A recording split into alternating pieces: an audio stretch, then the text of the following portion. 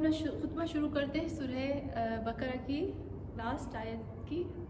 ربنا بسم اللہ الرحمن الرحیم میں دعا کرتی ہوں کہ اے خدا ہم امام سجاد علیہ السلام کا خطبہ شروع کرنے جا رہے ہیں، اور اس سے پہلے کہ ہم اپنا خطبہ شروع کریں ہم پہلے اپنے گناہوں کی تجھ سے معافی مانگ لیتے ہیں اور خدا سے کہتے ہیں کہ ربنا لا تؤاخذنا ان نسینا او اخطانا ربنا ولا تحمل علينا اسرا كما حملته على الذين من قبلنا ربنا ولا تحملنا ما لا طاقة لنا به واعف عنا واغفر لنا وارحمنا ان انت مولانا فانصرنا على القوم الكافرين اللهم صل على محمد وعلى محمد وعجل فرجهم اجمعين. اس سے پہلے خطبہ شروع کروں، ایک بہت بڑے عالم جب بھی امام سجاد علیہ السلام کا خطبہ کرتے ہیں تو اس وقت خطبہ شروع کرتے ہوئے وہ بہت بڑے عالم رو دیتے ہیں.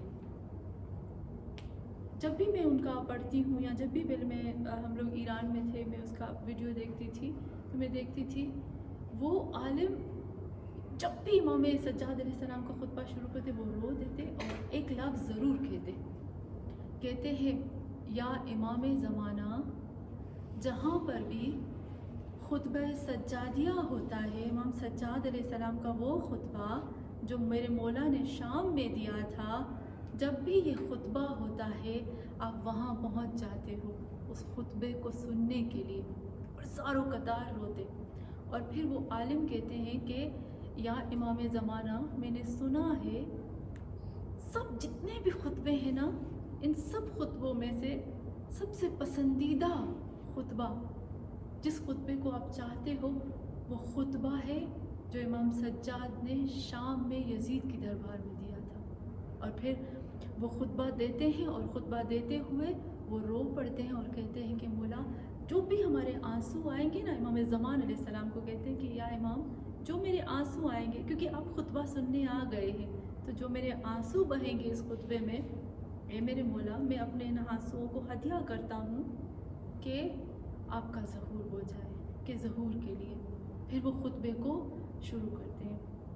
ہم بھی امام زمانہ سے کہتے ہیں کہ مولا ہم وہ خطبہ شروع کرنے جا رہے ہیں جو سب سے زیادہ آپ کا پسندیدہ خطبہ ہے، اور یہ وہ خطبہ ہے جو امام سجاد علیہ السلام نے بہت ہی مظلومیت کے عالم میں دیا تھا. کیا حالت تھی امام سجاد علیہ السلام کی نا، کس حالت سے امام سجاد علیہ السلام گزر کے آئے تھے.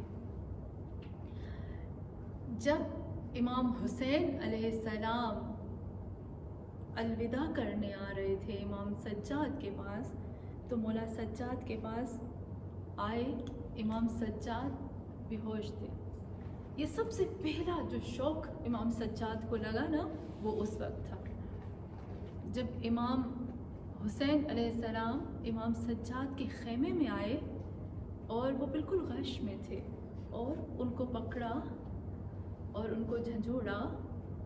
اور جب امام سجاد نے آنکھ کھولی تو امام سجاد لرز گئے. دیکھا کہ امام حسین پورے کے پورے لہو لہان ہیں، یعنی امام حسین کا پورا جسم زخمی ہے. اور دیکھا کہ میرے بابا کے ہونٹ جو تھے وہ پیاس سے خشک ہو چکے تھے.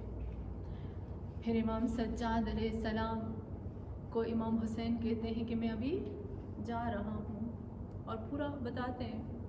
اس وقت امام سجاد علیہ السلام نے پوچھا این اخی اکبر، کہاں ہے اکبر، کہاں ہے، سب پوچھا. الغرض یہ وہ وقت تھا کہ امام سجاد کے لیے سب سے کٹھن وقت تھا. یہاں سے امام سجاد علیہ السلام کے مصائب شروع ہوتے ہیں. امام حسین نے امام سجاد سے 3 باتیں کی، ان میں سے 2 وصیتیں تھیں، ایک دعا تھی. دعا تو ہم پڑھتے ہیں نا یاسین جو امام حسین علیہ السلام کی دعا ہے وہ، اور اس دعا کے بعد 2 وصیتیں کی. کیا وصیتیں کی؟ میں چاہتی ہوں کہ وہ 2 وصیتیں جس سے امام سجاد علیہ السلام کے جو مصائب ہیں وہ شروع ہوتے ہیں.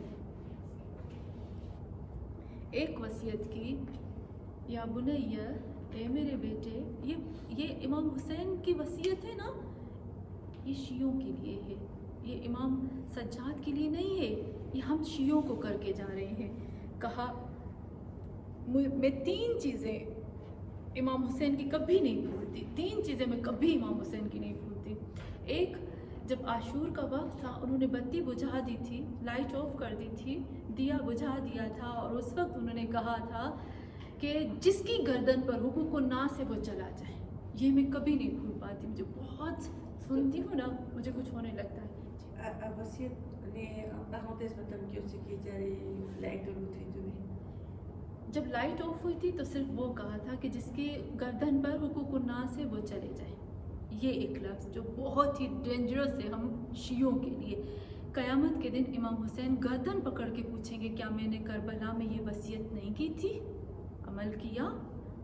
مولا کائنات امیر المومنین کی طرح کہیں گے کہ تم میرے شیعو، میں تو تمہیں پہچانتا ہی نہیں.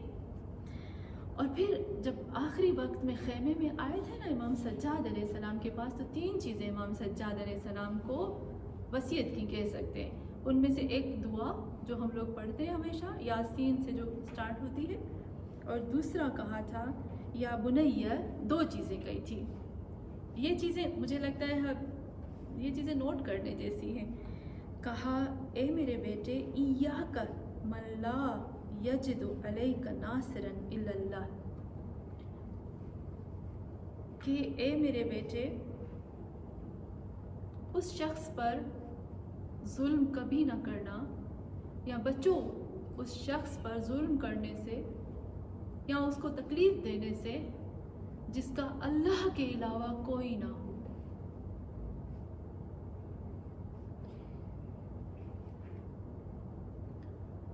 ہم لوگ کتنے، مجھے نہیں پتا ہماری زندگیوں میں کتنے ایسے لوگ آتے ہیں جن کے پاس اللہ کے علاوہ کوئی نہیں ہوتا.